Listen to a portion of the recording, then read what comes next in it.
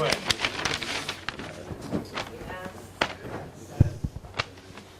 Buenas noches, muchísimas gracias. Estamos terminando el ciclo vinculado con la parte energética y la parte de transporte, infraestructura y comunicaciones. Y hoy vamos a tenerlo a dos expositores de nota. Al doctor Guillermo Laura, que es abogado, máster en economía, estructurador de proyectos de ingeniería vial, fundador y presidente de Fundación Metas. Publicó en el año 2000 el libro Metas para el año 2010, Argentinos a las Obras. Es muy conocido el amigo Laura, y yo lo he hecho más conocido porque yo llevo mi programa de televisión, así que... A vos también te llevo alguna vez, así que sos conocido. Por el trabajo que tiene hecho vinculado con el tema de la posibilidad de la construcción de carreteras y de temas ferroviarios, las dos cosas, a través de un proyecto que todavía no ha tenido, digamos, aceptación oficial, pero tiene estado legislativo. Pero tiene estado legislativo, yo lo he firmado también. Y Marcelo Coan es contador, se desempeñó como presidente del SEANSE, fue diputado nacional, secretario de Industria y Comercio de la provincia de Buenos Aires y fue secretario de Comunicaciones de la Nación. Entonces vamos a empezar con Marcelo Coan y luego con Guillermo Laura. Yo les cuento, tienen más o menos unos 20 minutos, cualquier cosa yo les empiezo a marcar, y después vamos a responder algunas preguntas que se hagan por escrito. Marcelo, adelante. Muy bien.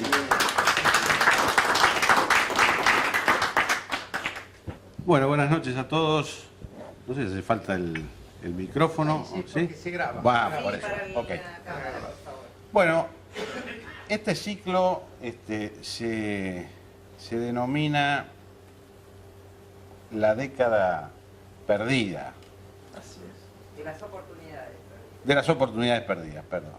Y está bueno eso porque en realidad lo que en comunicaciones pasó en la década 2003-2013 fueron exactamente eso, oportunidades perdidas. No quiere decir que no se haya hecho nada, pero lo que pasa y que, más aún, algunas de las cosas que se hicieron, creo yo, en mi humilde opinión, están en el buen camino, pero no se hicieron bien y no se hicieron a tiempo. Básicamente creo que si uno tiene que hacer un balance de esa década, tiene que tomar como punto de partida lo que fue la salida de la crisis del 2001, que golpeó muy duramente al sector de comunicaciones, básicamente porque los actores estaban totalmente mentalizados a trabajar en una economía dolarizada, en una economía cuasi dolarizada, la economía de la convertibilidad, y por lo tanto los planes de negocios estaban pensados para poder recuperar dólares. Cuando la convertibilidad estalla, bueno, estos planes de negocios empiezan a hacer agua por todos lados y no es ajeno a ello la fuerte presión que tenían los grupos económicos para dolarizar la economía en aquellos días del 2002, porque no era posible convencerlos de que no iba a haber marcha atrás y que lo que quedaba para adelante era una economía especificada y con valores que ellos iban a tener que ajustar. Recién en septiembre del 2002, por allí, empezaron a darse cuenta de que no había vuelta atrás y empezaron a decirle a sus casas matrices que había que repensar los planes de negocios que les habían vendido anteriormente. Para colmo, digamos, la crisis económica, la baja del consumo, las dificultades de ingresos de los argentinos hacían imposible el aumento de tarifas, se devolvían líneas en esa época. Y había además coincidido con la explosión de una de las burbujas del capitalismo de esa época, la de los famosos .com, que había provocado enormes pérdidas a la industria a nivel mundial. Entonces, en esa época es cuando arranca esta década que hoy vamos a analizar, donde teníamos una situación derivada de la privatización de los 90, ustedes se acordarán, con dos compañías telefónicas, Telecom en el norte, Telefónica en el sur, que se llaman en la jerga de comunicaciones las incumbentes, y que tenían un periodo de exclusividad que venció allá por el año 2000. Y cuando venció por el año 2000, el gobierno de la Alianza quiso introducir la competencia en el sector mediante la sanción de un decreto, que fue el 764 del 2000, y que lo que hacía era facilitar el ingreso de nuevos actores que generaran competencia, llamados los entrantes, en relación a los incumbentes, que eran las dos compañías que estaban, que tenían las dos redes principales, y que podían hacer uso de esas redes principales, alquilándoselas para que hubiese otros actores, porque no tiene sentido, obviamente, duplicar las redes, como no tiene sentido duplicar las líneas férreas, hacer caminos paralelos, etc. Bueno, en el caso de comunicaciones hay que usar esas redes troncales, y bueno, entonces se puso el acento en la competencia. Cuando esto se estaba desarrollando, sobrevino la crisis, y en el segmento de los móviles había 4 compañías. Yo traigo todo esto para que ustedes recuerden cómo era el esquema. 4 compañías, 2 estaban asociadas a estas dos telefónicas fijas, en el caso de Unifón con Telefónica, el caso de Personal con Telecom, y después había otras 2 compañías, CTI, Compañía de Teléfono Interior, que es la que soy claro, y Movicom, que fue la primera de las empresas móviles. Aproximadamente, digamos, tenían casi un cuarto de mercado cada una. Esta idea, digamos, de que no era posible sobrevivir sin dolarizar y que el dólar iba a llegar a 10 pesos, hizo que muchos tomaran en aquel 2002 decisiones muy equivocadas. No logré convencerlo. Los de Movicom, por ejemplo, se fueron en el año 2003, 2004. Telecom declaró el default sobre su deuda externa porque pensaba que no iba a poder pagar no solo el capital, sino los intereses. Bueno, nada de esto pasó porque la inflación no se convalidó por una decisión política económica, y no se convalidó con emisión, y entonces no hubo tal dólar a 10 pesos como pronosticaron muchos gurúes de la City, sino que el overshooting llegó a los 4 pesos como máximo. Ahora bien, ¿cuáles eran las principales perspectivas de la industria de las telecomunicaciones en esa época? Uno, el avance de la banda ancha. Ya se veía en ese momento que era muy incipiente en el país. En el año 2003, mayo del 2003, había 137.000 conexiones de banda ancha, y la mayoría de las conexiones a Internet, el acceso a Internet, era ese famoso dial-up que uno llamaba y contestaba al módem. ¿Se acuerdan? El famoso número 0610. La mayoría de los accesos a Internet, que eran 1.500.000, eran vía el sistema dial-up, de los cuales aproximadamente la mitad, unos 700 y pico mil, eran con abono, y la otra mitad eran ya, y en forma creciente, lo que se llamaba el dial-up free, o sea, el acceso libre a Internet vía dial-up. Pero eso era banda estrecha. Banda estrecha servía apenitas, digamos, para navegar con mucha paciencia por la red, y había tan solo 137.000 conexiones de banda ancha. La mayoría eran de organizaciones y, digamos, de empresas. Esto contrasta obviamente, con lo que pasa hoy en día. Hoy tenemos alrededor de 11 millones y medio de conexiones de acceso residencial a Internet, y unos 2 millones y pico más de organizaciones. La mayor, Dial-Up prácticamente no existe, deben quedar 50.000 conexiones en todo el país. Sí tenemos, dentro de estas conexiones, de este acceso a Internet, tenemos alrededor de 4,5 millones de conexiones fijas a través de cable módem o a través de ADSL, que es a través de las líneas telefónicas de Telecom y a través de Arnet y de Telefónica a través de Speedy.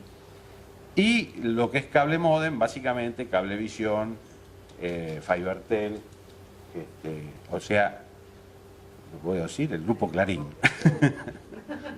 Bueno,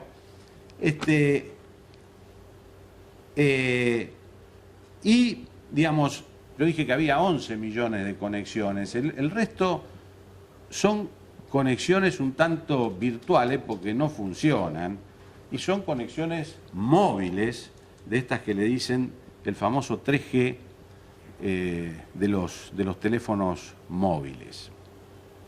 Aquí, digamos, la expansión de los teléfonos móviles, de las líneas móviles, fue brutal.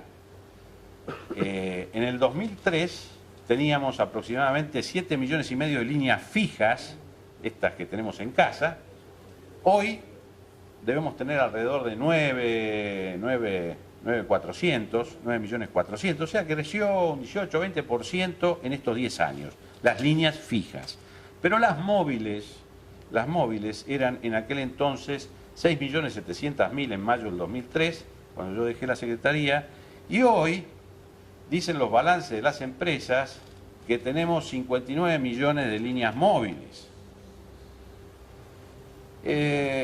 Esto dicen las empresas, dice el INDEC. En este caso, claro, exactamente, eso es lo que dice el INDEC si uno entra en su página, pero en este caso no baja la cifra, sino que las infla, porque computa todas las líneas, estén o no activas.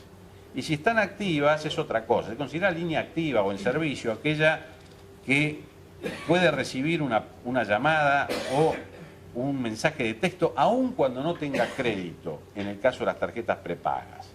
Y si uno hace esta cuenta y depura, resulta que tenemos una cifra un poco más razonable, porque los chicos todavía no hablan por teléfono cuando nacen, y evidentemente no puede haber 59 millones de líneas activas. Son 37. De cualquier manera, el crecimiento ha sido muy fuerte y ha sido fuerte sobre la base de usar una infraestructura que no creció con el mismo dinamismo. Entonces, lo que pasa es lo que nos pasaba hace un rato con Silvina, yo la llamaba porque estaba atascado en el tránsito y estaba atascado en la comunicación. Entonces yo también tengo 2 líneas, porque cuando no me anda una, agarro el amuleto y llamo porque es imposible, bueno, ustedes lo saben esto, lo que no sucede todos los días. ¿Qué hizo el gobierno en estos 10 años? Yo diría que hay como dos periodos y una actitud consecuente. La actitud consecuente es la improvisación. La improvisación. Y los 2 periodos creo que se pueden distinguir en que los primeros 5 años hizo la plancha. Y una especie de laissez-faire que está bien lejos del Estado presente, intervencionista, etcétera, que se promovía desde otros ámbitos. El secretario de Comunicaciones que me sucedió, que fue Guillermo Moreno, anunció la remisión al Congreso de un nuevo marco regulatorio para las telecomunicaciones. Tanto es así que suspendieron el otorgamiento de licencias para operar en telecomunicaciones durante muchísimo tiempo.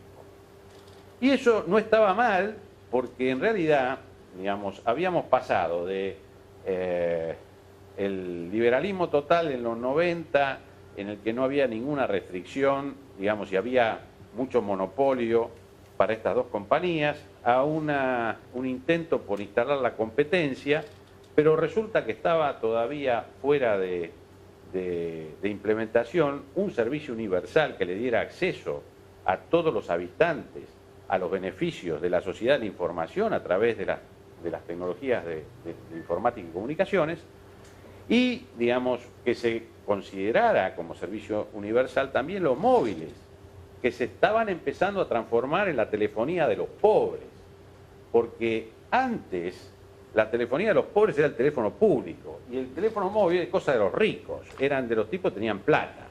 Bueno, después se descubrió que eso no podía seguir creciendo, no solo en la Argentina, en otros países también. Entonces se empezó a pensar en el prepago y eso abrió, digamos, un mercado de gente de mucho menores recursos que también era posible acceder a ellos y para ellos contar, digamos, con una vía de comunicación. Entonces los teléfonos públicos fueron cayendo como medio de comunicación y empezaron a aumentar los teléfonos móviles y en particular los prepagos de los teléfonos móviles. Entonces, hoy, todavía hoy, la telefonía móvil en Argentina no es un servicio público.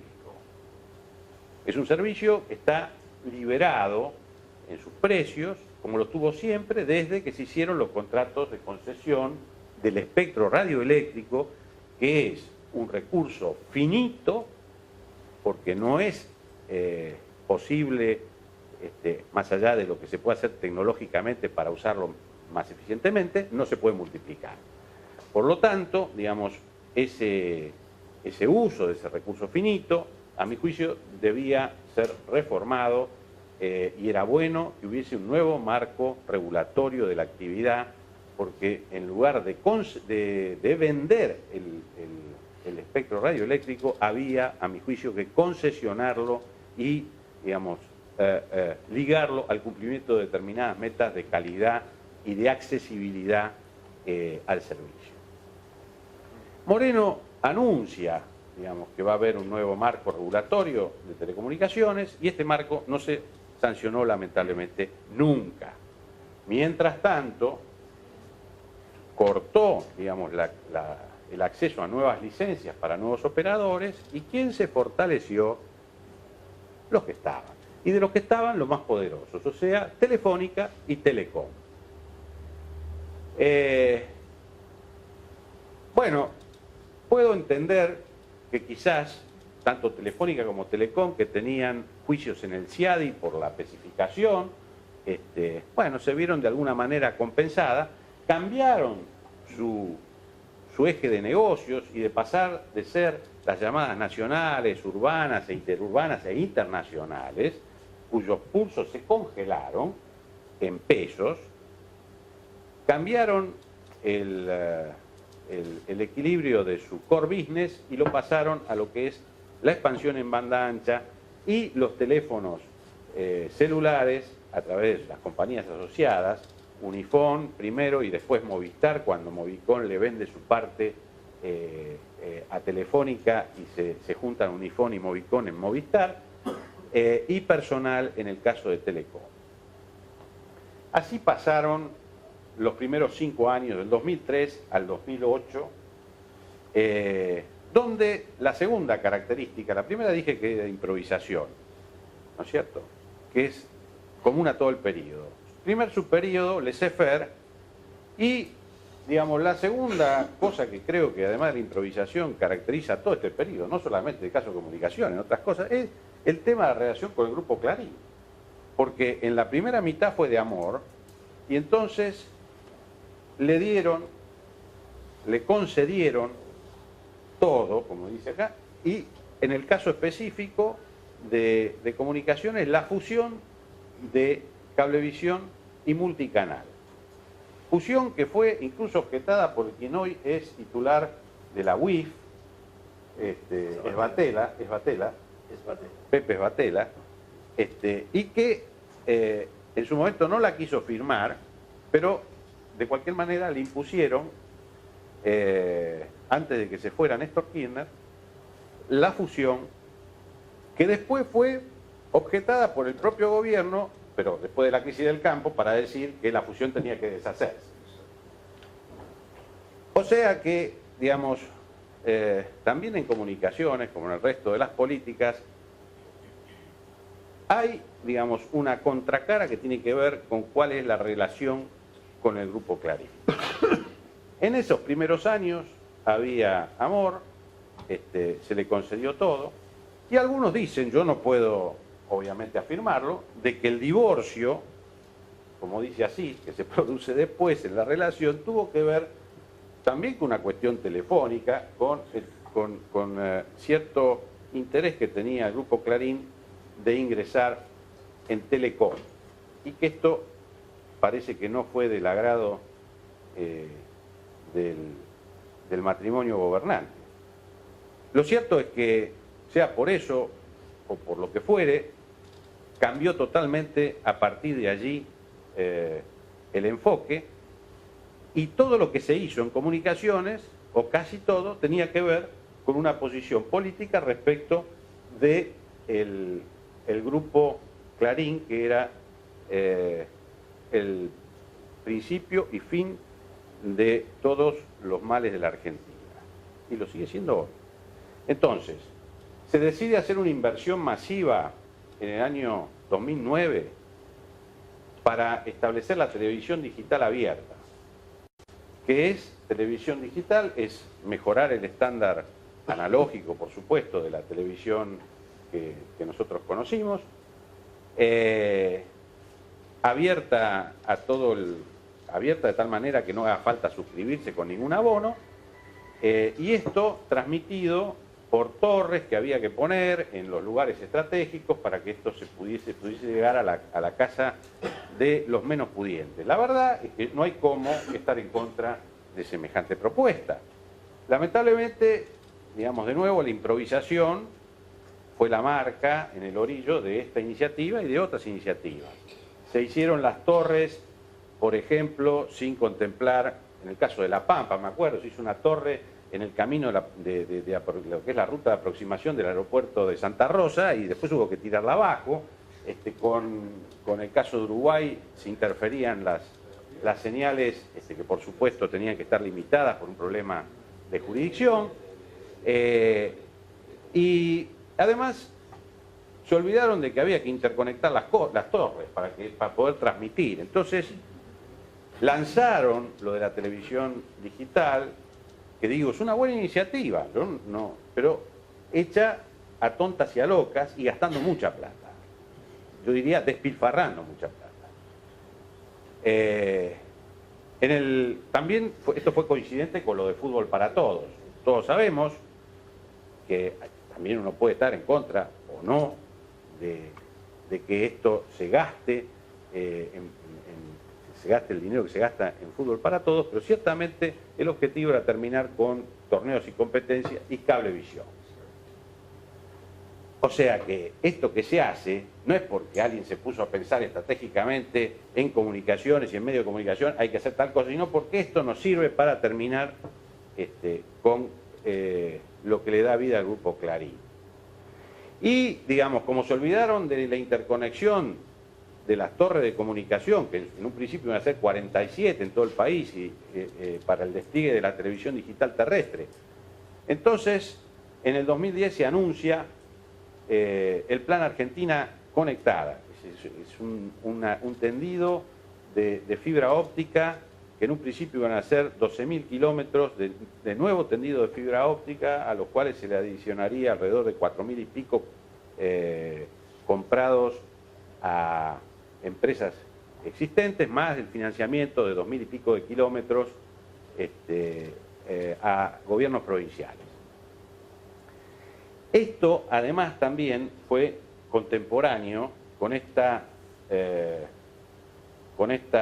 descubrimiento de que FiberTel, Cablevisión, era el principal fuente de ingresos y de utilidad del Grupo Clarín. El 70% de la utilidad del Grupo Clarín viene de Cablevisión. Entonces, yo no sé si ustedes se acordarán, en el año 2010 dijeron FiberTel no existe más, porque hemos decretado que la licencia caducó, por lo tanto, vamos a correr a los usuarios a otros 300 proveedores de Internet que tenemos registrados. Claro, 300 proveedores de Internet que tenían registrados no podían absorber el 25% que concentraba Cablevisión. Entonces se dieron cuenta de que había que crear, digamos, también un backbone de fibra óptica, y a eso le pusieron toda la inversión.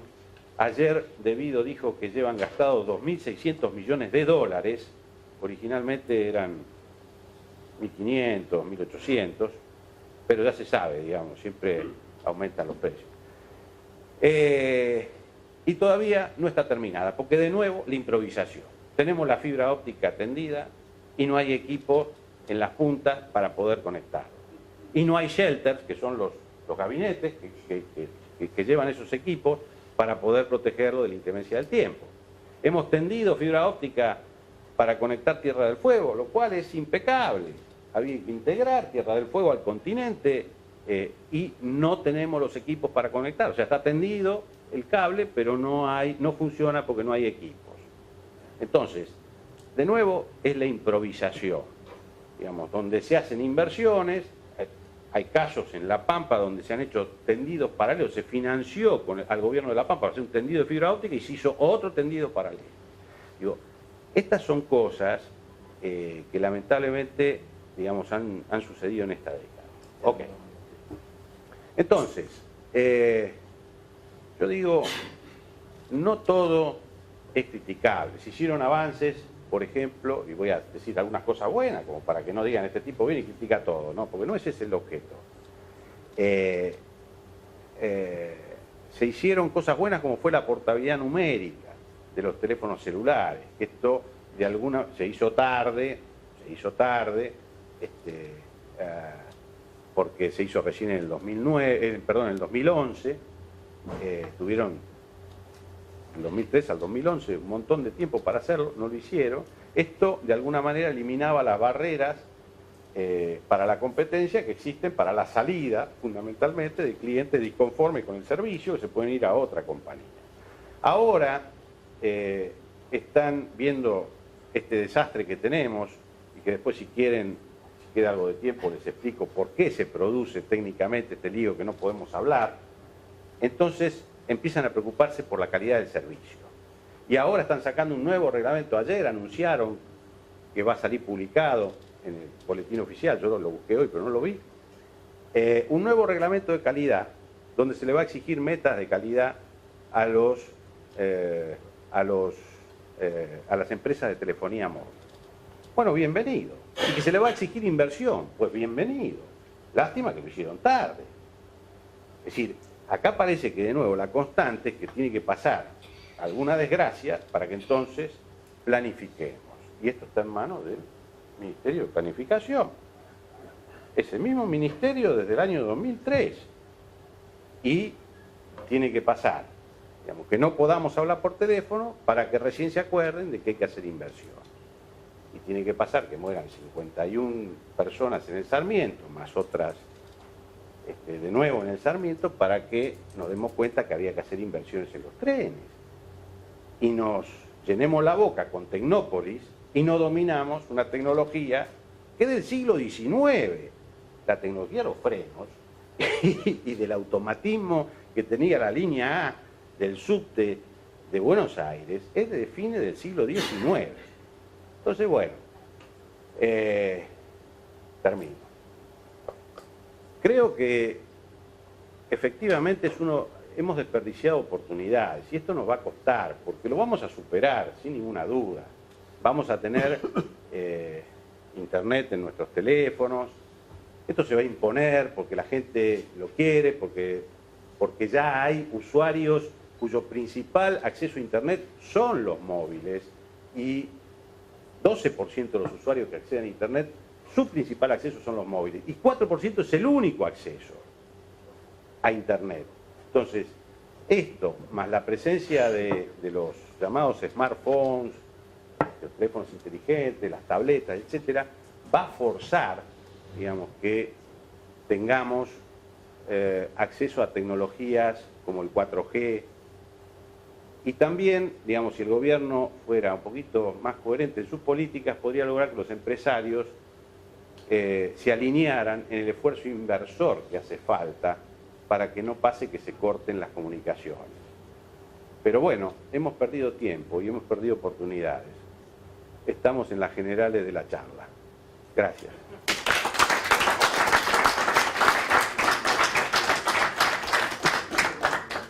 Guillermo Laura, tu turno.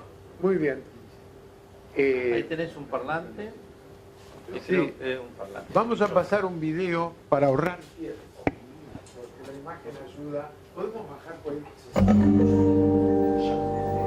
Ahí lo tenés, ahí lo tenés, ahí lo tenés.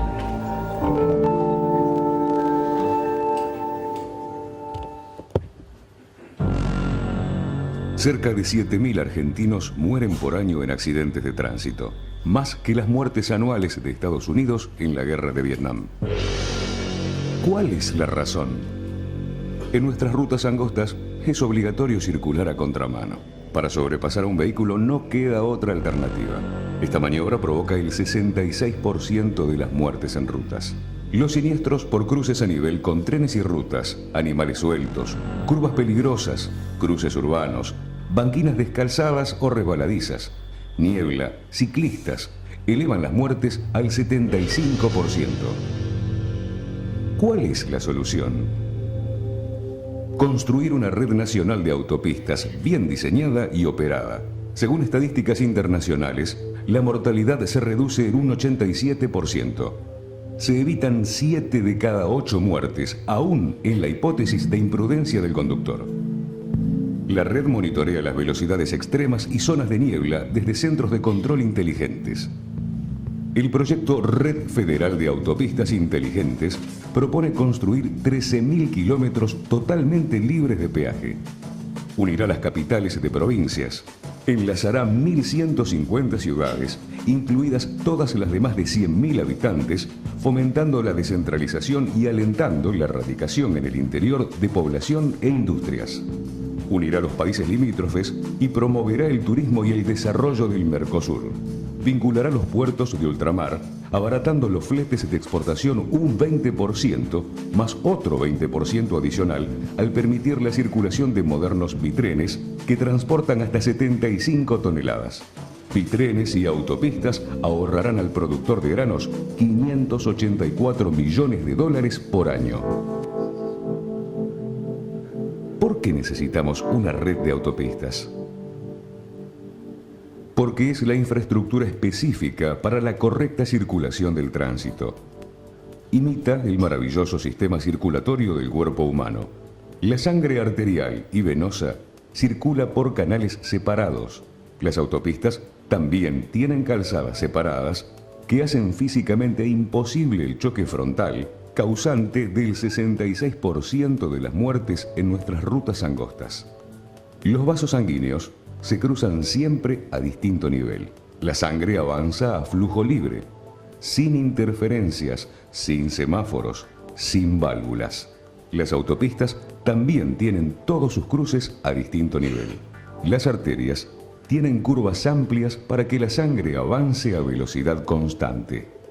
Igual que las autopistas, que permiten tomar las curvas a la velocidad de crucero sin riesgo de vuelcos.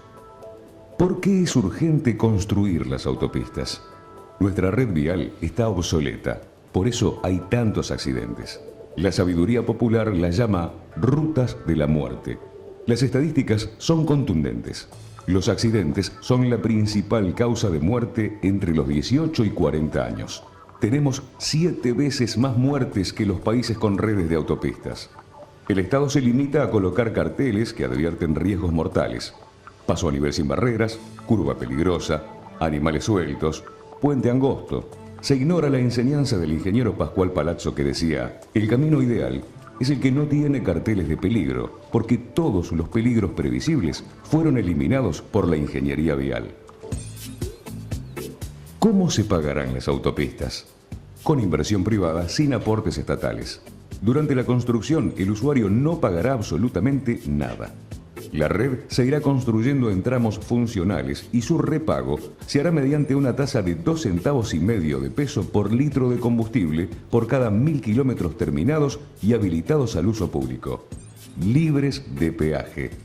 Repetimos, libres de peaje.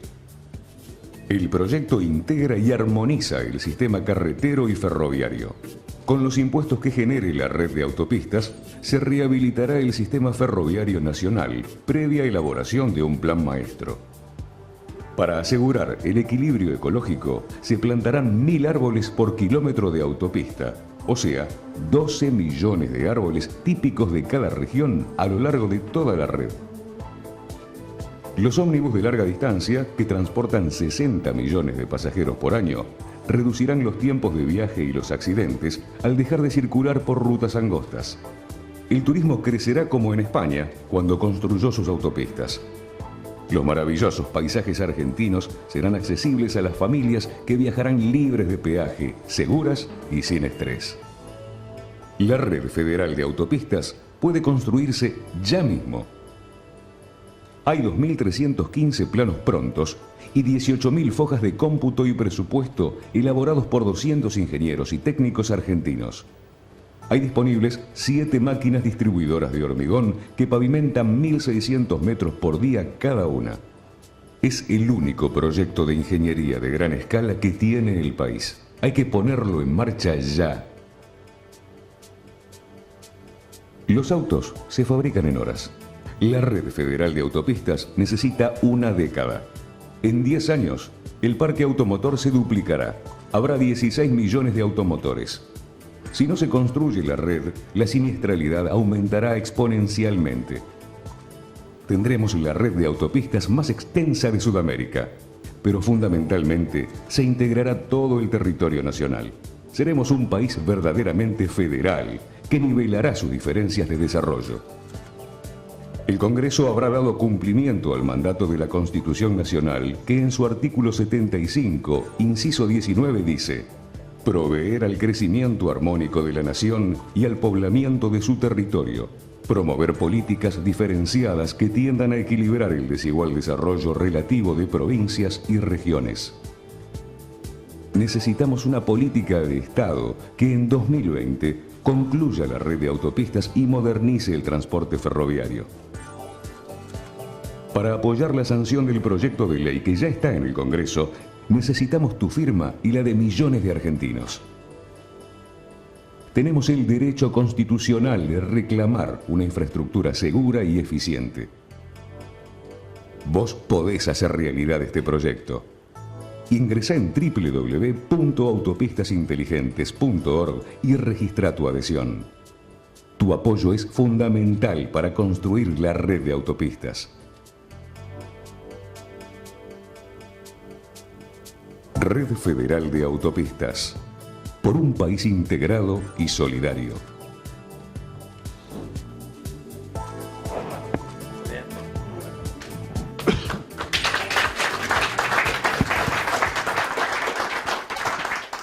Muchas gracias. El mérito es de los que hicieron la creación, digamos, del video. Bueno, brevemente, porque yo creo que en general todos los temas quedan bastante claros con el video. A veces nos preguntan, ¿y a dónde llega la red de autopistas? Y decimos, llega a todos lados. Es decir, integra todas las provincias, llega a todas las grandes ciudades, llega a todos los puertos de ultramar, a todos los aeropuertos, une todo con todo. Significa que vamos a poder ir por autopista desde Bariloche hasta las cataratas del Iguazú, hasta Salta, hasta Jujuy, hasta La Rioja.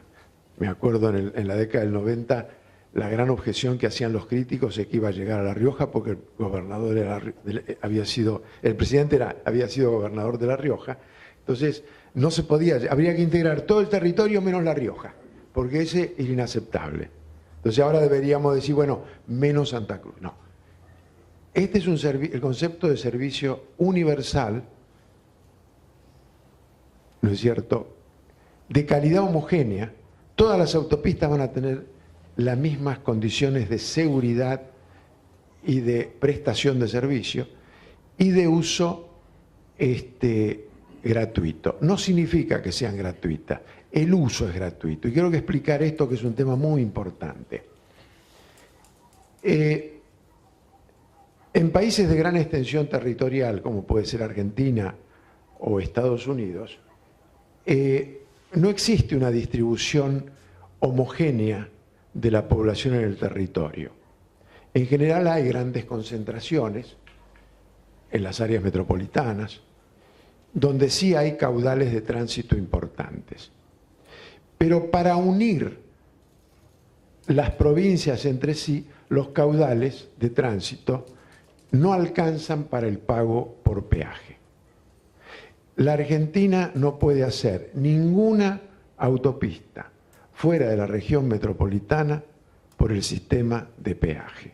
Pero no porque nosotros digamos o estemos a favor o en contra, porque no dan los números. Las tarifas deberían ser tan extravagantemente altas que serían obviamente inviables.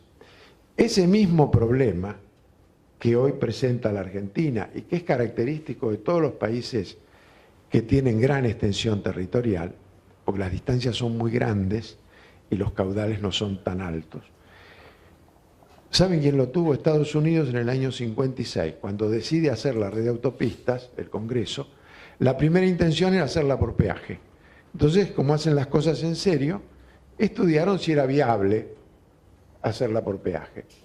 Hicieron el estudio y llegaron a la conclusión de que en Estados Unidos, que en ese momento tenía más autos que el resto del mundo sumado, solo el 15% de la red proyectada era viable por peaje, porque no había caudal suficiente. Entonces, cuando ustedes le hablen del peaje, díganle, señores, el peaje está muy bien donde hay grandes concentraciones de tránsito. Por ejemplo, en el área metropolitana de Buenos Aires. Para que tengan una idea, la Panamericana tiene 338.000 vehículos pagantes por día. 338.000 vehículos pagantes por día, en total. Cuando yo paso un poquito el límite de la región, yendo hacia San Antonio de Areco por la Ruta 8, que es la Ruta 8 es la ruta interurbana de mayor caudal de tránsito de todo el país, bajo de 338.000 vehículos a 7.000. Y con 7.000 no dan los números. Entonces esto no es una cuestión de opinión, es una cuestión aritmética. Entonces, ¿cómo se puede hacer para integrar todo el país, como es muy conveniente y de una enorme rentabilidad social, con una red de autopistas? Con lo que se llama peaje indirecto, que es una pequeña tasa sobre combustible que, como se paga sobre un gran volumen de combustible que se vende por año, son 23.000 millones de litros, con una pequeña tasa se puede amortizar la inversión y todos los que tienen la posibilidad de usar las autopistas, que son los que tienen auto, porque los que no tienen auto no tienen el vehículo, o sea, la herramienta para usarla, tienen que pagar esta tasa. Y se paga en el concepto de tener a disposición toda la red para usarla cuando se desee, cuando resulte oportuno. Nosotros tenemos hecho un trabajo muy completo, para el que quiera profundizar, que está publicado y se puede bajar sin costo en nuestra página de internet, que es www.autopistas inteligentes, autopistas y ferrocarriles, los caminos del desarrollo. Está en la barra de arriba, ustedes lo pueden bajar, imprimir, leer, parcial o totalmente. Y ahí explicamos claramente el concepto típico de las tasas retributivas de servicio que se pagan por tener a disposición un servicio, se use o no se use efectivamente en cada oportunidad.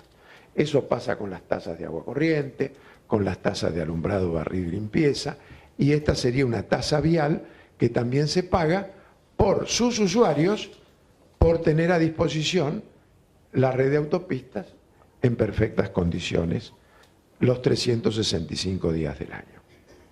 Libre de peaje. El peaje tiene un ingrediente negativo para la integración del país y es que es disuasivo. Una tasa de peaje elevada disuade muchos viajes en regiones donde el automotor es la única posibilidad de transporte que existe. En las ciudades tenemos otras opciones, pero en las rutas interurbanas o en las localidades que están en el interior del país, automotor o automotor. Podrá ser un auto, podrá ser una camioneta o podrá ser un ómnibus o un camión, pero es siempre un automotor. Entonces, disuadir el tránsito cuando justamente lo que dice el inciso 19 del artículo 75 de la Constitución, que es promover el desarrollo del interior, es equivocado. Lamentablemente, el sistema de peaje que implantó Dromi en el año 91, con una gran corrupción, con una gran crítica de muchísimos sectores políticos, cuando fueron poder y tenían la posibilidad de dejarlo sin efecto, no hicieron absolutamente nada. Y sigue vigente, no sirve para nada. En 20 años no agregó un metro de ruta nueva al país, un metro. No agregó un metro de autopista ni de autovía en más de 20 años de vigencia.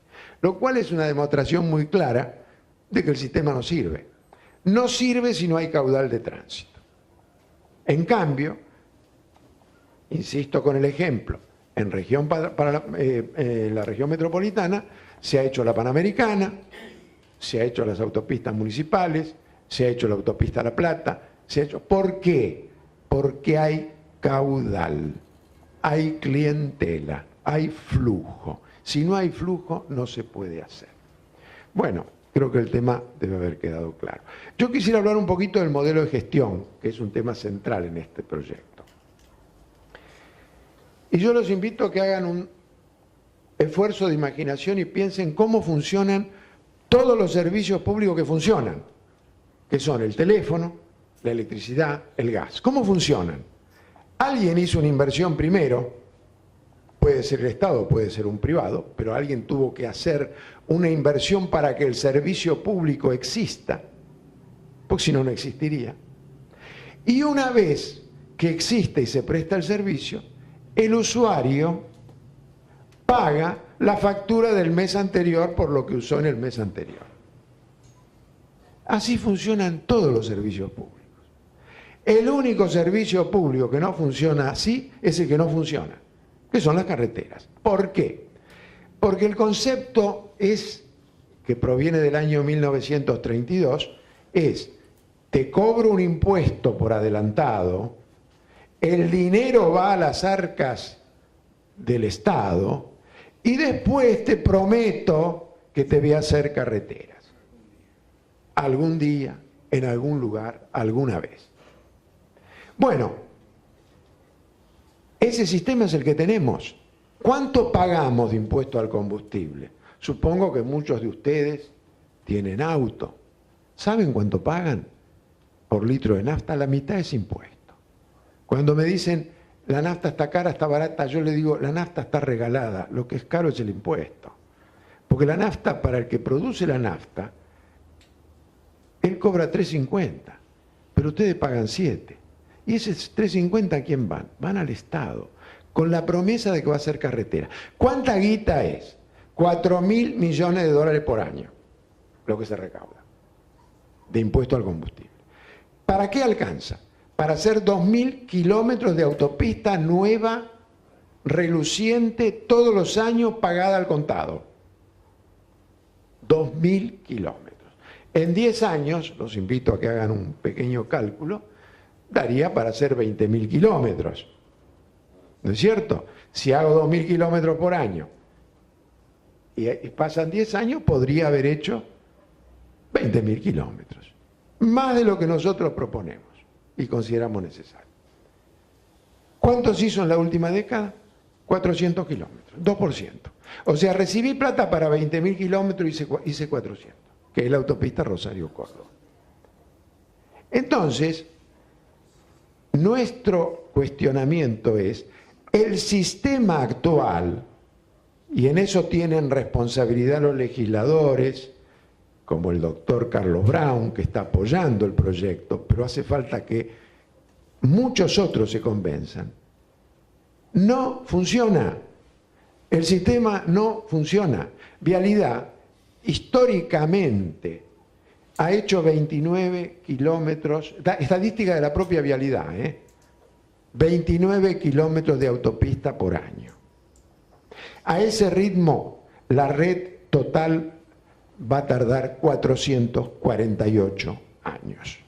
Yo pregunto si estamos en capacidad, ¿no es cierto?, o el país puede esperar 448 años para tener carreteras seguras y eficientes, que de eso se trata, no es ningún invento extraordinario, simplemente reemplazar la ruta de la muerte con autopistas que nos permitan viajar con gran seguridad, con gran confort, sin estrés, a velocidad constante, ahorrando un 26% de combustible, como ha demostrado la Comunidad Europea. El hecho de ir a flujo libre, no tener que frenar y acelerar y frenar y acelerar, es un 26% menos de combustible y nos asusta pagar un 10% más de tasa para tener la red de autopistas, pero quemamos 26% más por no tener las autopistas. Bueno, es muy simple. Ese dinero, lo esencial es que no ingrese a ningún circuito estatal. Entonces, yo le pregunto a usted, ¿usted tiene teléfono? ¿A quién se lo paga? A la empresa que le presta el servicio. ¿Usted tiene electricidad? Sí. ¿A quién se la paga? A la empresa que me presta el servicio. Entonces, ¿a quién le vamos a pagar las autopistas? A las empresas que hicieron previa terminación y habilitación de que la obra está terminada. No está en veremos, como muchas autovías que hoy tenemos. Ustedes conocerán, la que va a Dolores, le falta un cacho, la que va a Monte, le falta otro cacho, en el peor lugar, donde tenemos paso a nivel. Bueno, entonces, el tema es muy simple. Para entenderlo cabalmente, siempre recurran a pensar cómo son todos los servicios públicos, que funcionan todos, un poco mejor, un poco peor, pero teléfonos hay, electricidad hay, gas hay, por ahora. Ahora, carretera no hay, eso olvídate, no hay. La Argentina tiene en total 1.500 kilómetros de autopista, todo el país, 1.500 kilómetros. Quiere decir que los únicos privilegiados son las ciudades más importantes de la Pampa Húmeda. Buenos Aires, Mar del Plata, una autovía, Rosario y Córdoba. Punto, olvídate. San Luis tiene su propia red que la ha hecho con recursos locales, provinciales. Bueno, la pregunta que yo formulo ahora es, vamos a suponer que el Congreso no se anima o decide no tomar la decisión de hacer la red de autopistas, que está desde hace 16 años cajoneada con sucesivas presentaciones que han hecho todos los partidos políticos, justicialismo, radicalismo, socialismo, pero nunca se juntan todos y dicen, che, analicemos esto, vamos a votarlo, vamos a sacarlo de la comisión. Sigue cajoneado en la comisión que preside el diputado nacional Mario País, y que no hay forma de que lo saquen del cajón. Yo digo, llévalo al recinto y discutirlo, y si aparece otro proyecto mejor, hagan el otro, pero hagan algo, porque ¿cuál es el escenario futuro? Este año vamos a patentar 1 millón de autos, 1 millón de autos, en un año. Ya tenemos 12 millones. Dentro de 10 años va a haber alrededor de 20, 22 millones de automotores. Si hoy no podemos circular, yo digo, ¿se va a mejorar la circulación cuando se duplique el parque o vamos a estar peor? Entonces, ojo con esto, porque hay una tendencia a pensar que el desarrollo y el crecimiento es bueno per se. Por ejemplo, más familias que tienen auto. Y yo le digo, eso es muy importante, muy positivo, le da libertad para viajar, para hacer muchas cosas. pero acompañémoslo con la infraestructura, si no es una máquina de matar el automóvil. Les doy un dato. Con apoyo unánime del Congreso, en el año 2008 se aprobó la ley de creación de la Agencia de Seguridad Vial, con la cual la ley, dice el mensaje, vamos a bajar la siniestralidad al 50% en 5 años. 50 lo dice la ley, el mensaje. Muy bien. Pasaron 4. Hay 10 provincias que aumentaron la siniestralidad. Una de ellas aumentó el 79%, que es Salta. Entonces, se ve que el camino que se eligió no alcanza, no es que esté mal, pero para que tengan claro, la seguridad vial es un trípode. Es la educación, es el enforcement. El enforcement es hacer cumplir las normas en forma eficaz. Y tercero, la buena infraestructura. Como decía Palazzo, el camino ideal es la autopista, donde no hay ningún cartel de peligro. Ustedes pueden recorrer la red de autopistas americanas, yo no la recorrí toda porque es muy larga, son 68.000 kilómetros, pero he recorrido varios tramos. Nunca vi un cartel de peligro. Los que son previsibles se eliminaron con la ingeniería vial, y los que no son previsibles no puedo hacer nada, si no sé lo que va a pasar. Si cae un aerolito del universo y cae encima de un auto y lo mata, ese la autopista no lo evita. No ocurrió nunca, por suerte, pero podría ocurrir eventualmente. En suma, este proyecto es el único proyecto de ingeniería que tiene la Argentina desarrollado, con la participación de 200 ingenieros y técnicos. Están todos los planos hechos, los planos de las alcantarillas, los distribuidores, de los trazados, los cómputos, los presupuestos. Ha habido una enorme inversión. El Congreso que hizo recibió todo y lo cajoneó. 16 años. Tengan en claro que acá lo que se le está pidiendo al Congreso no es que asigne fondos públicos a hacer autopistas. Lo que le pedimos al Congreso, Carlos, es que por favor no hagan nunca más ninguna autopista porque ocupan el lugar donde engañan a la gente que van a hacer autopistas que no hacen. Nuestro pedido es, por favor, nunca más hagan una, pero dejen que la hagan los que lo pueden hacer. Y ustedes controlen calidad, cumplimiento, eficiencia y demás. Ese es nuestro pedido, humilde. Ya hemos logrado el apoyo unánime de 7 legislaturas de la República, que reúnen el 64% de la población votante del país, que son nada menos que Buenos Aires, Santa Fe, Córdoba, Mendoza, Neuquén, San Luis, Corrientes. 7 provincias. En todas ellas, el Frente para la Victoria, que era mayoría en 5 de las provincias, votó por unanimidad a favor. Entonces digo, hay 2 Frentes para la Victoria. El de Devido en la Plaza de Mayo, que lo único que mira es la caja para ver cómo roba más. Y el Frente para la Victoria del interior del país, donde por ejemplo en la provincia de Santa Fe, la iniciativa para apoyar esto partió del Frente para la Victoria. ¿Por qué? Porque ellos saben el problema. Ellos saben que cuando una persona sale de viaje por nuestra ruta de la muerte, no saben si llega o no llega.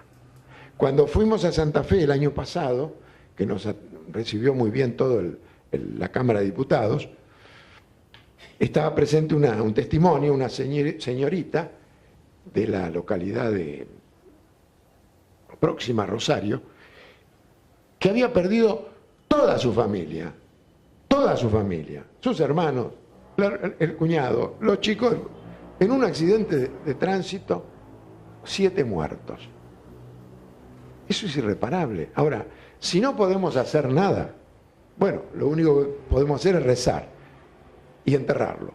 Pero yo digo, se puede hacer algo y no hace falta plata del Estado. Eso es lo más fundamental. Atraigamos inversión privada.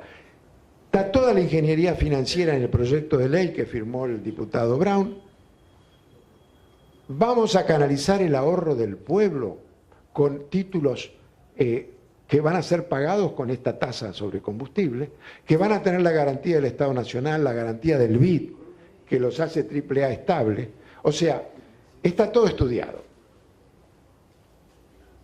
Todo lo que puedan hacer, ingresar a la página, votar, informarse, va a ser útil. A lo mejor nosotros no lo vamos a ver terminado, pero trabajemos para las futuras generaciones. Muchas gracias.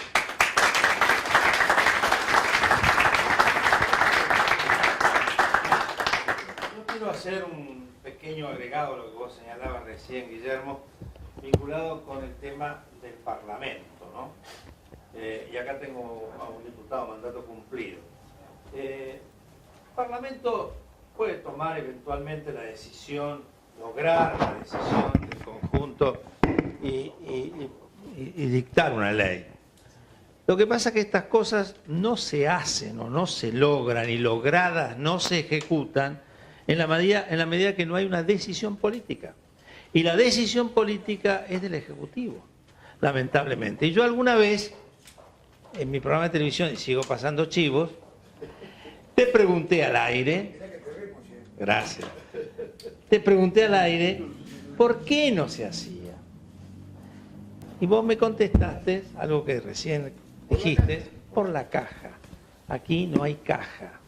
Y acá hay un problema, que es la decisión política del que debe producir la ejecución. El legislativo sanciona leyes y el ejecutivo las hace ejecutar o las ejecuta. O las mete en un cajón y las archiva o las veta. O desde su poder político, que lo tiene, a través de su mayoría circunstancial, impide su tratamiento, que es lo que te está pasando en este momento a través del diputado Mario País, que es un diputado oficialista, que responde a las directivas seguramente del amigo debido y que dice ese proyecto de Guillermo Laura y su fundación, metelo en el cajón número 10 y bien al fondo. Así que lo que tenemos que lograr, y lo estás haciendo muy bien porque lo estás haciendo con mucha intensidad y con mucha fuerza, es lograr cambiar esa decisión política y terminar con estas locuras. Mira, yo transito la autopista o la autovía, no, esa parte es autopista, que va a Cañuelas y que luego continúa hasta Monte. Cada vez que paso por ahí me agarra un ataque de odio cuando me tengo que meter por adentro de Cañuelas, pasar porque el puente que está hecho y su conexión con la autovía, no sé por qué razón misteriosa, desde hace más de 10 años largos, está ahí. Carlos, ¿te puedo contestar una cosa Sí. cortita? Bueno, uno de los problemas que tiene la Argentina es que tenemos muchas iniciativas y pocas terminativas. Las cosas se anuncian, se empiezan. Atucha 2 lleva 32 años, generó menos electricidad que una pila AA. Yacyretá tardó 32 años, de los gobiernos de todo tipo que hubo. ¿Y saben cuándo se va a terminar? Nunca. Es imposible terminarla, porque no se tomó la precaución de expropiar las tierras, entonces trabaja por debajo de la cota de proyecto, con lo cual perdemos un 30% de energía que el país está necesitando. Muy bien, entonces, ¿cómo corregimos este problema de la falta determinativa? Está en nuestro sistema, por eso el modelo de gestión que se adopta es muy interesante. Si la obra no está terminada completamente, no se paga. Miren qué difícil de entender. Yo fui presidente de Autopista del Sol. Se invirtieron 480 millones de dólares. El Estado no puso una moneda. Si la obra no se terminaba, si invertíamos 479 millones y faltaba uno, no cobrábamos nada. ¿Por qué terminamos? ¿Porque éramos buenos? No, porque el negocio, la regla de juego, obligaban a terminar. Entonces, por ejemplo, lo que dice muy bien el doctor Brown, en la autovía a Monte, con nuestro sistema o la haces completo o no cobras nada. Perdés todo lo que pusiste. Entonces, ¿tan difícil de entender eso? Yo creo que es sencillo. Es simple. Se hizo con 6 meses de adelanto. ¿Por qué? ¿Porque éramos buenos? No, porque el negocio cobramos 20 millones de dólares por mes si la terminábamos un mes antes. Entonces lo que quiero decir es esto. Tenemos que tratar, para que el país pueda funcionar, de poner al sector inversor, al sector privado en el mismo bote, para que tenga los mismos intereses que la comunidad. Que la comunidad está interesada en que la obra se termine y se haga bien. Y el concesionario tiene que tener el mismo interés. Que se termine, porque si no, no cobra. Y que se haga bien, porque después la tiene que mantener 30 años. Hoy, en el esquema de vialidad, que es horrible, la obra la entrega al concesionario, la cobra, y responde durante 6 meses por el mantenimiento. Al año se lava las manos, no tiene nada que ver, hay que reconstruir tramos enteros en la autopista Rosario-Córdoba recién inaugurada, lo paga el Estado. Es un mal sistema. Entonces, ahí tengo con todo respeto, Carlos, una discrepancia con Carlos en este sentido, de tipo institucional. Ningún poder del Estado puede llevar adelante, crear las normas para llevar adelante el proyecto que no sea el Congreso. No lo puede hacer la Corte, ni lo puede hacer el Poder Ejecutivo. Vamos a suponer que tuviéramos un Poder Ejecutivo entusiasta por el proyecto como fue Menem. No lo pudo hacer porque él no tiene facultades el Poder Ejecutivo para hacer todo lo que hay que hacer, entre otras cosas, crear la tasa retributiva de servicios, que es un rol indelegable que no lo puede ejercer el Poder Ejecutivo, ni siquiera por decreto de necesidad y urgencia.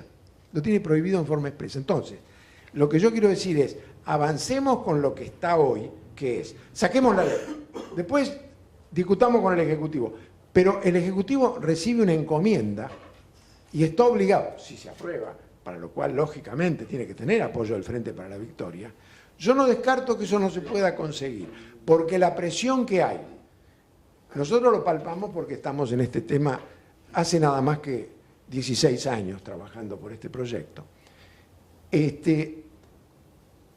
Nosotros pulsamos en todas las rutas nacionales los grupos de vecinos autoconvocados planteando la necesidad de las autopistas, la ruta 3, la ruta 5, la ruta 7, la ruta 9, la ruta 14. Señores, la ruta 34, que es una carnicería que va de Rosario a Salta. Bueno, entonces, me da la impresión que la presión social, así como ahora se están haciendo desagües en La Plata, porque murieron 60 personas, yo pienso que en algún momento la presión social va a ser que digamos, bueno, mira, ya intentamos la Agencia de Seguridad Vial, estamos gastando 300 millones de pesos por año, han comprado un edificio de lujo en Puerto Madero, ¿sirvió para algo? ¿Qué hicimos? No resolvimos el problema fundamental. La gente no se mata en la ruta por culpa de cada persona, se mata por la ruta, por las condiciones de la ruta. Por eso se llaman ruta de la muerte. Laura, tenemos una serie de preguntas. Pero hay una particularmente que quedó picando por el propio conferencista, que es acá nuestro amigo Coan, cuando dijo, después les cuento por qué no andan los teléfonos. Contanos por qué no andan los teléfonos. Bueno, en realidad la calidad de las comunicaciones móviles depende de una serie de cuestiones. Una es el tema del ancho de banda, o sea, cuántos megahertz del espectro radioeléctrico tenemos a disposición para cursar las telecomunicaciones. El problema es que, a ver, nosotros dijimos, cuando en el 2003 había 4 operadores de Movicon, Unifón, CTI y Personal.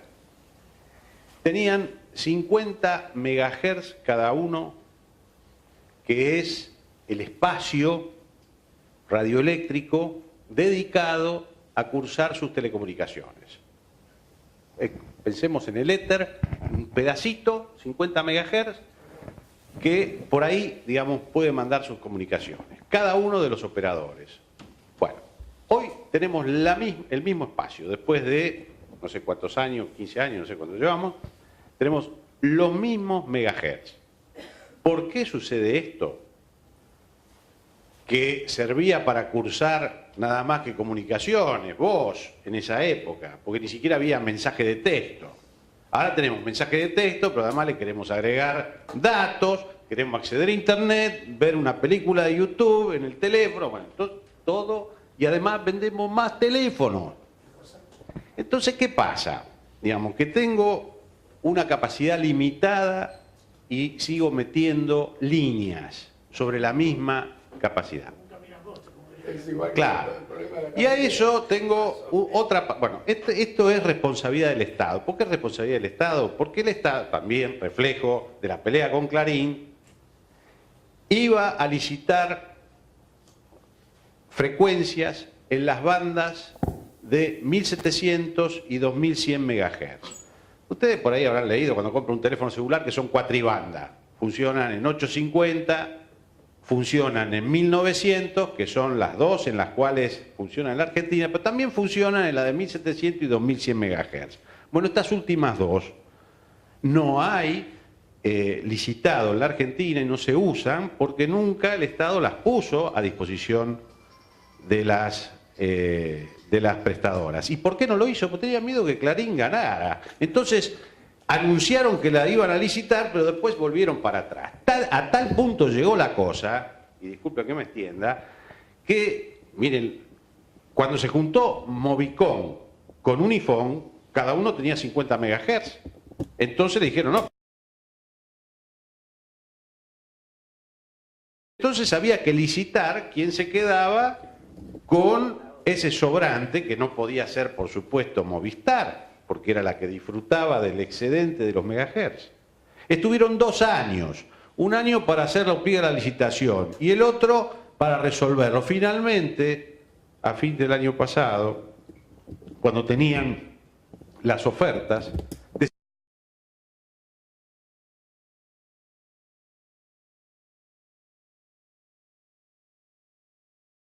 a una operadora celular que se va a llamar LibreAR del Estado y que dijeron que iba a empezar a funcionar en marzo. Por supuesto, no va a funcionar en marzo, no va a funcionar en julio y no va a funcionar a fin de año. Bueno, por eso, porque son anuncios y el tema no se resuelve. Pero yo quiero ir a contestar la pregunta, porque si me voy a extender. ¿Por qué no funciona? Un tema es el ancho de banda, el otro tema es la cantidad de antenas. Piensen en la antena, en una antena, es como un avión. Un avión entra 100 pasajeros. Bueno, en una antena se pueden cruzar, supongamos, 100 comunicaciones. En un avión, si viene el pasajero 101, ¿qué pasa? Se queda afuera, no vuela. En la torre de comunicación, lo que sucede es que no entra, o a veces entra, pero resulta que hay otro que está más cerca y lo desplaza, y entonces se corta. Eso es lo que nos está pasando. Tenemos una densidad de antenas en el AMBA, que es de 4 antenas por kilómetro cuadrado. En México tienen 10 antenas por kilómetro cuadrado. ¿Y saben cuántas antenas tiene Londres? 127 por kilómetro cuadrado. Ahora ustedes dicen, no, no puede ser, es un bosque de antenas. No, porque no son las mismas antenas esas que vemos acá que están arriba de los edificios que parecen un árbol de Navidad, sino que son unas antenitas chiquititas que vienen a la altura del primer balcón y que no son más grandes que un teléfono celular. ¿Y qué sirven? Una cuadra. Pero esto lo que permite es que se absorban mucho más tránsito de voz y de datos con menor radiación, pero, atenti, requiere mayor inversión. Entonces las empresas dicen, queremos de las otras, de las altas, porque tenemos una cobertura, me pongo una sola antena y cubro mucho más. Si tengo que hacer ese despliegue, perdón y termino, si tengo que hacer ese despliegue, tengo que derivar parte del tráfico por internet, cosa que se puede hacer y ahora lo van a hacer acá. No sé si queda claro por qué se cortan las comunicaciones. Bien. ¿Esas chiquitas son las que hay en el subte? Sí. Sí, la radiación que produce. Bueno, hay distintos estudios, pero lo que es cierto es que si uno baja el radio de emisión de una antena, obviamente la potencia es mucho menor. Si yo tengo que cubrir esta cuadra, es muy distinto si tengo que cubrir 5 kilómetros a la redonda. Entonces, estoy bajando la radiación. La altura, bueno, cuanto más alto, obviamente, abarco un espacio mucho mayor. Pero además de eso está el tema, es más complicado, es técnico, está el tema de la propagación. El mapa de radiación, la confluencia de todas las estaciones que platican en las empresas y no está regulado La Plata, por ejemplo, están mandando a ajustar y yo hablo con la cátedra y como no se lo piden, no lo hacen. ¿Quiere que le diga una cosa? Hay un ingeniero que se llama Carril, que es argentino. No, Julio no. El pájaro Carril. El pájaro, sí, el pájaro. Bueno. Héctor Carrillo. Que es peronista, que debía ser, a mi juicio, quien me sucediera en el 2003, que hizo la plataforma para Néstor Kirchner de comunicaciones y que desarrolló, porque obviamente después vino Moreno, como ya dijimos, desarrolló un sistema para que los usuarios puedan medir y controlar las radiaciones de las antenas emisoras. ¿Saben a dónde lo están implementando? En Colombia, en Brasil, pero no en la Argentina. Y está trabajando en la SECO. Sí, vamos a hacer una pregunta a cada uno y damos por concluido porque ya se ha hecho muy tarde. Para el doctor Laura. Adelante. Y después una Doctor, para vos. supongamos que la Cámara de Diputados se pusiera de acuerdo y aprueban el proyecto de ley que ya tienen preparado y demás. Exactamente. Ahora, ¿cómo se logra el interés de la inversión privada en un ambiente de negocios que está, yo diría, repelente, por lo menos en este momento, a cualquier inversión por los cambios permanentes de reglas de juego? Sí. Bueno, en primer lugar, aclaremos que la sanción de diputados no sirve de mucho si no lo aprueba el Senado. O sea, cuando esté aprobada la ley y se promulgue, ahí sí tenemos esa terminativa, esa etapa cumplida. El interés de los inversores está garantizado por la garantía del BID. O sea, cuando una persona, como es hoy la Argentina, no ofrece mucha garantía y mucha confianza, hay que buscar un buen garante. Y el buen garante está disponible, que es el BID, y con esa garantía, le digo porque esa experiencia ya la vivió Perú, en un momento pésimo en que estaba en la economía, intentó hacer una carretera, no era autopista, pero para el caso es lo mismo, con financiación a cargo de la empresa o del grupo de bancos, y fracasó. Entonces plantearon el tema al BID, y el BID dice, nosotros le damos una garantía. Se presentaron 12 oferentes, la obra ya está terminada. O sea, ¿por qué? ¿Y sabe por qué? Es muy simple. La Argentina tuvo un gran default en el año 2002, pero fue parcial. Siguió pagando al Fondo Monetario, siguió pagando al Banco Mundial, siguió pagando al Banco Interamericano de Desarrollo. O sea, para ellos el default no existió. Se siguió pagando regularmente. ¿Por qué? Porque el BID tiene, y el Banco Mundial también, mecanismos ya probados para que le paguen. ¿Y sabe cuál es ese mecanismo? Muy sencillo. Vamos a suponer, hay que pagar una cuota de 100 pesos. La Argentina no paga. O sea, el sistema no paga. ¿Quién va a pagar? El BID. ¿Qué hace el BID? Ese mismo día se lo debita en la cuenta corriente que tiene con el gobierno de Argentina. Es tan simple como eso. El problema está en el cepo del dólar y está en el... No, todo este proyecto no toca dólares, todo pesos. Pesos ajustables que es muchísimo mejor. Acabamos de publicar un libro que le he dado recién al doctor Brown, La moneda virtual, que se los recomiendo, que es la experiencia chilena, donde la Argentina está en capacidad de lograr en 48 horas, con una simple norma, con una simple ley, la moneda más estable del mundo, como tiene Chile desde hace 47 años. Ahora la tiene Colombia, la tiene México, la tiene Uruguay. Hay soluciones, lo que pasa que primero hay que estar preparado y hay que conocer los problemas. Y como en la Argentina hay mucha, una vez me dijo un extranjero, me dice, mire, el problema de la Argentina es que tiene el biotipo frívolo. Nos manejamos con eslogans, con frases hechas. No, viejo, estudia el problema. Anda a Chile, consultá con el Banco Central, con los economistas, con los bancos privados. Nosotros, el libro este nos llevó nada más que 6 años de trabajo.